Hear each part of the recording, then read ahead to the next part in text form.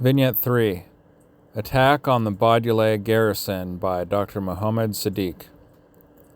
A DRA Border Guard battalion at Badulay near Shewa district had security posts on the high ground commanding the Darinur Valley, which stretches northward from Badulay. We decided to attack the security posts in March 1983. Map 4-3, Badulay. We had 65 Mujahideen armed with one Dishka heavy machine gun, one 82mm mortar, 4 RPG-7s, 22 Kalashnikovs, and other small arms. At that time, we did not have a permanent base, but moved from village to village in Darinur Valley. We came down from the mountains in the north through the side valley that opens into Zaryababa, about 8 kilometers to the east. From that valley, we moved on mountain paths to reach the eastern flank of the main valley at Badulay Mountain. We positioned the Dishka and mortar near the peak of Badulay Mountain. I divided our force into 4 groups. One group deployed against the south side of the battalion garrison to pin them in position and cut off any aid from the south. The second group deployed against the government base at the village of Darinur to pin them down. The third group deployed against the 2 battalion outposts on Badulay Mountain. The fourth group was the support group, which manned the Dishka and mortar on the top of Badulay Mountain. We started our attack after midnight. One mortar shell scored a direct hit on a government OP and killed 1 and wounded 5 of the enemy defenders. We were fighting for 2 hours and 30 minutes, but were unable to overrun either of the outposts. As the day dawned, we had to withdraw since we were surrounded by enemy forces and were about to lose the advantage of night. We withdrew over the same mountain paths. I had 2 Mujahideen wounded from the attack. Commentary. The Mujahideen force harassed the DRA battalion but lacked sufficient combat power to overrun any of its outposts, since much of its force was deployed to prevent the DRA forces from moving to reinforce the besieged outposts. Even if the attack succeeded, the attackers would have only had time to grab weapons and other spoils and leave. The Mujahideen force escaped over the same route that they arrived on. If the DRA informer net was effective, the Mujahideen were risking ambush on their return. The Mujahideen had no radios or other rapid communications, and so control of the battle was problematic at best. Vignette 4. Attack on Sarube by Toryale Himat. There were a lot of DRA sympathizers in the Najan Valley. We called this area Little Moscow, as did the many Arabs in the area who had joined us in jihad. The district headquarters at the Najan Valley is Sarube. All the residents of Sarube were communist sympathizers. We decided to seize the district center in July 1985, map 4-4, Sarube.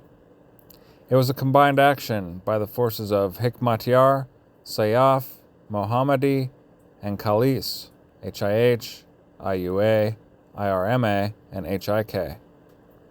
There were about 1,000 Mujahideen in various bases in the Maro Mountain stronghold area. Sarube district is 12 kilometers north of the Malava base in Maro Mountains, about a 6-hour hike through the mountains. I had 80 men in my command, and we were all well armed. I had 3 BM-12s, some medium mortars, and many heavy machine guns in my group. This was a major attempt by us to seize the Najan district government, and in many respects was closer to conventional war than guerrilla war. For 2 weeks, Mujahideen supply trains resupplied Malava base, replenished our ammunition and our MRL rockets. We prepared for the attack for an additional week, and then moved from Maro Mountain down into the Najan Valley. Early in the morning, we deployed our first groups against the DRA OPs, which sat on the small mountains overlooking Sarube. There were about 12 security OPs on the mountains surrounding Sarube, so the attack on the center started with the attack on the security posts. After conducting heavy fire on these posts, we attacked and seized them. We captured Sargar and Torgar security posts by 1,000 hours. When we started shelling the district center and descended on Sarube, government officials, DRA soldiers, and their families started fleeing. They left in such a hurry that when we entered Sarube, we discovered that the occupants had left their dinners still cooking and bread dough was waiting to be baked. We captured many important government documents which we sent to Peshawar. We sent our DRA captives to Landais. I lost 7 KIA during the attack. We stayed in Siribay overnight. The enemy responded by sending forces from Jalalabad. Heavy enemy artillery fire began to fall on the OPs located on the high ground. Aircraft hit us as enemy armored vehicles neared the district center. We could not hold the district center against the air and artillery, and so we vacated the place. During this fighting, we lost many people. I lost another 7 KIA in my group. We left one of our dead, Ahmad Saeed, behind. He used to wear camouflage fatigues. The next day, the DRA radio stated that they had identified Chinese mercenaries among our dead. Perhaps this was Ahmad.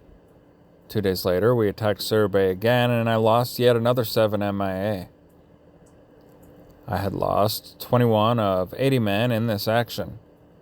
I don't know what the enemy casualties were, but I personally saw 15 bodies when we captured Siribay. We returned to our bases. Commentary. There was a political advantage to holding district capitals as it conferred a degree of legitimacy on the Mujahideen. However, these capitals were usually located on accessible ground and were not sited for defense against modern artillery and air power. In this instance, the Mujahideen moved from guerrilla warfare to a set-piece battle to capture Siribay and were victorious.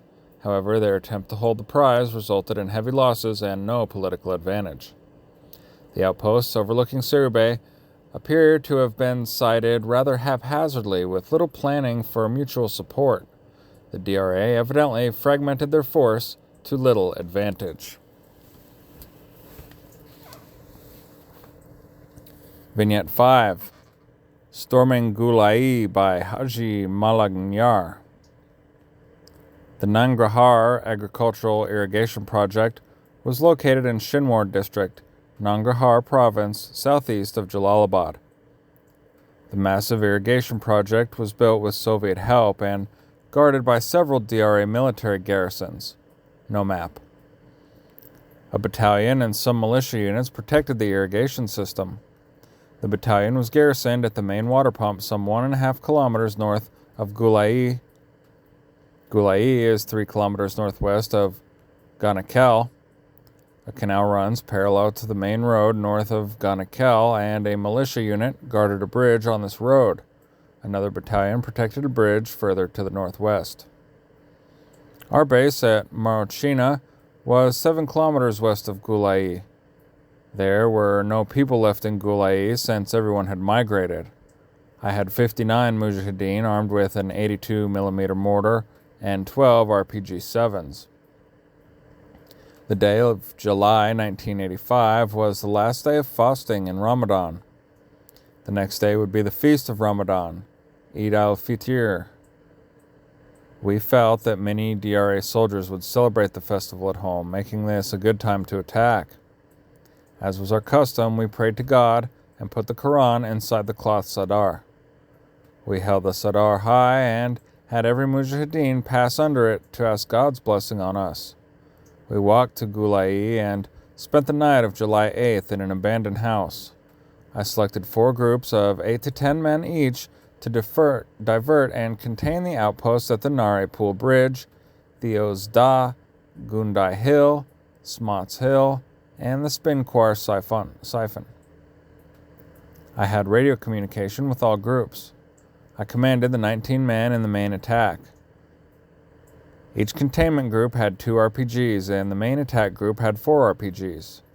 I positioned our mortar near the congregation mosque, Eidgah. I started the attack at 1600 hours, and 3 hours later we overran the government post in Gulai. The containment groups prevented any assistance to the post. After dark, we all gathered at the designated assembly area.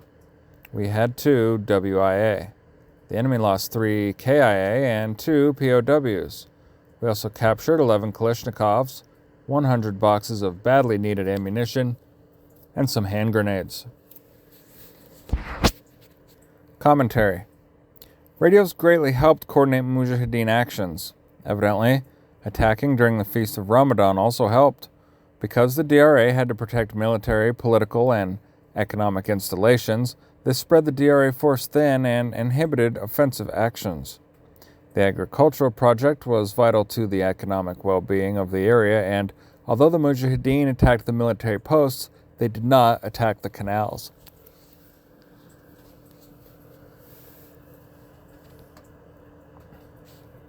Vignette 6, Destruction of the Baghi Mumtaz Brigade by Dr. Mohammed Wakil.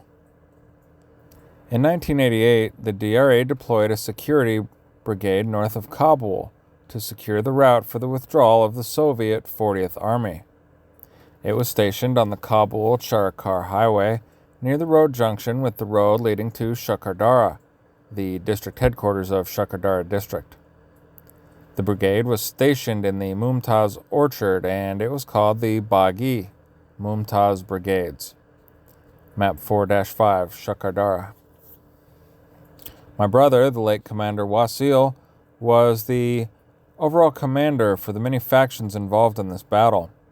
He worked out the plan during several commanders' councils at the various faction bases. At 0800 hours on 21 June 1988, we would begin our attack on the brigade. The first phase would be the isolation and artillery preparation phase. Mujahideen would block the road from the north and south to isolate the garrison and began a 7-day artillery preparation with a BM-12, Sakar MRL, 122mm howitzer, 82mm mortars, and 82mm recoilless rifles. The artillery preparation would be fired from 4 directions. The second phase would be the ground offensive. 100 Mujahideen would attack on each of the 4 axes. The attack from the south would be led by my brother, Commander Wasil. On the southern axis, Sahab-e-Kuli village, Murad Beg Town. Commander Taj Mohammed would lead the attack on the southwest axis from Karazimir village. Commander Nasser would lead the attack on the western axis, while Commander Anwar would lead the attack on the eastern axis. Mujahideen armaments included 1 Sakar, 1 BM-12, 1 122mm howitzer, 6 82mm mortars, 8 82mm recoilless rifles, and approximately 40 RPG-7s. We also had some ZSU-23-2 anti-aircraft guns and some Stinger anti-aircraft missiles. The attack started on time, but the garrison did not last for the 7 days. The brigade's morale broke, and we overran it by 1,400 hours on the first day. The brigade's tanks broke out. The brigade commander and some of his deputies were on board the tanks. We tried to stop them with RPG fire, but they escaped to Kabul. I do not know the total Mujahideen casualties, but I do know of 4 KIA, including my brother. I also know 10 of the Mujahideen WIA. We killed around 100 in the brigade and captured some 400 to 450 DRA soldiers. We also captured some 40 armored vehicles, although not all of them were functioning. We captured 10 trucks and some 600 small arms. The Kabul government was slow in reacting to our attack, since they did not expect that the brigade's resistance would collapse so quickly. After 1,400 hours, the artillery of the DRA 8th Infantry Division began firing on the captured garrison from positions in Kargha and the Kabul airport. However, they did not employ any aircraft against us due to the presence of the ZSU-23-2s and Stingers. We did not intend to hold the garrison area and had no desire to remain under artillery fire, so we grabbed what we could and left. The government never reestablished a unit at that garrison site. Commentary. Planning a 7-day siege within 15 kilometers of the heavily garrisoned capital of Kabul is a high-risk option, but the garrison evidently capitulated as soon as its commander abandoned it and fled in a tank. The Mujahideen's southern roadblock was evidently not too effective, since the brigade's tanks managed to blast right through it. At this point in the war, the DRA's morale, which was never high, was at a record low. The Soviets had begun their withdrawal. On May 15th, over this same road and were conducting few offensive actions. The DRA felt like the hapless brigade watching their commander flee. The Soviets were clearly preparing to abandon the DRA. The Mujahideen, on the other hand, were practically giddy with anticipation of the complete Soviet withdrawal. The Mujahideen had not expected to win the war and now could sense victory. Their actions became more daring. However, after the Soviet withdrawal, the Mujahideen began quarreling among themselves, even more than usual, and the DRA resolve strengthened. The war went on.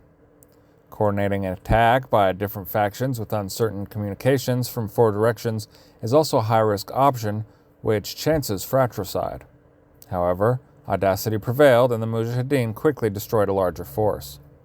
The introduction of the U.S.-manufactured shoulder-fired Stinger air defense missile caused a change in Soviet aerial tactics. The Soviets would not employ close air support forward of their own forces if Stingers were present.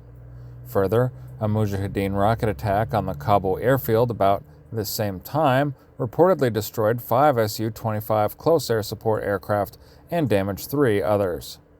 Mujahideen air defenses and aircraft availability probably limited the Soviet DRA response to artillery fire. Chapter Commentary. When the guerrilla force decides to seize and hold a strong point, implied missions are the conduct of regular logistic resupply, the continual manning of the strong point, and the ability to withstand artillery and airstrikes. None of these are easy for a guerrilla force dependent on part-time guerrillas. Further, it requires the commitment of crew-served weapons and sufficient ammunition. Commodities that are hard to remove during a force withdrawal. The guerrilla is trading his mobility and anonymity for a fixed-piece conventional battle. Quite frequently, the guerrilla is unable to make the transition.